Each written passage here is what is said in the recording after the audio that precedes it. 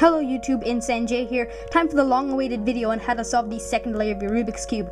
This actually should be much faster than the first two videos, but there is a lot more intense sort of ways you need to turn the cube, things you need to memorize, and this step isn't intuitive, meaning you won't be able to get it the first try, and you will need to practice, and you actually will need to memorize certain ways of turning and twisting the cube. So I'm going to speed up right now, just as I did in the first video, and scramble.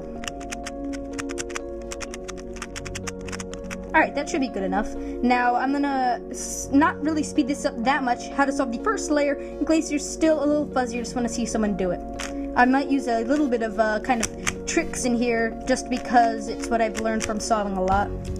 I'm not doing this that quickly, just because I want you to see stuff.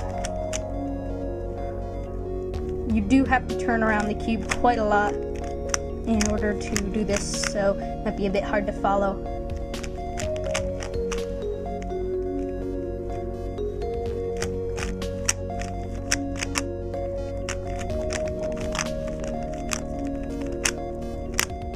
Alright, that should be it.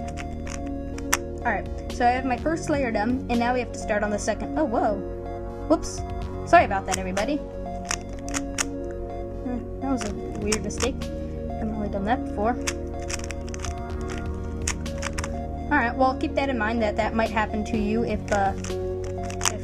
you're not careful enough. I don't know, maybe I'm trying to speed through this. Just trying to get this video nice and short. Sorry about that. Alright, so once you're done your first layer completely, and your second layer is ready to be started and then finished. So, a couple things you need to keep in mind is that you're moving pieces from right here. You're moving edge pieces right now, since they're only edge pieces in the middle in the second layer. You're moving them from right there to one of these two spots. So that means if they contain any yellow, then you're not going to want to touch them, because yellow belongs on the top and not on any of these two places. So that means you're going to want to cycle to find a piece that matches right here, that you can fit in either place and doesn't contain yellow. Now, at certain points you might not be able to find them. If you can't, then just find a spot where there's an edge piece not completed and complete one of the algorithms I'm about to show you. But don't worry, algorithms might seem like a long word, but it's just patterns of ways of turning the cube, as I tried to explain before. Alright, so now that you have a piece matched up that works, you're going to want to turn it until this space right here matches the middle.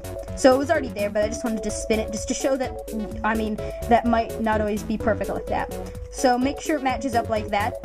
Again, there might not be pieces like that, but I'll come to it when that happens. So there are two algorithms you need to execute. Now that this is facing, it can only go in one of these two places. This is blue and this is green. That is green, not blue, so it goes right there, at that exact spot. And in fact, the piece right here goes right there. But don't worry, once we complete this algorithm, the other one will be up in that middle spot.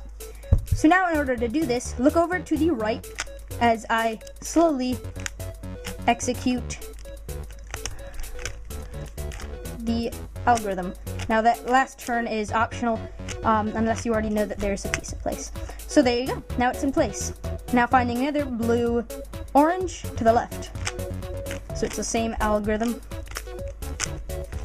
Alright, find another one that contains yellow, so it's invalid. Here we have red, again to the left. Alright, now looks like we have one or two more places. Now to the right. So it's almost the same, just one or two of the steps is different.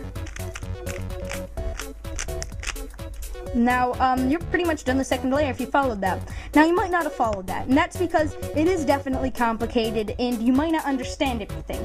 Now, keep in mind those letters, if you don't know what they mean, even though I explained them in my first video, which you should have already watched if you're watching this, they just represent the face or side you are turning. So R means turning the right face clockwise, L, the L face clockwise, F, the face clockwise, U, the upside, whoops, that's kind of jammed, U, the up face clockwise, D, well, you're not using D right now, but, and then L prime is R prime is R counterclockwise, L prime is L counterclockwise, F prime, and so on.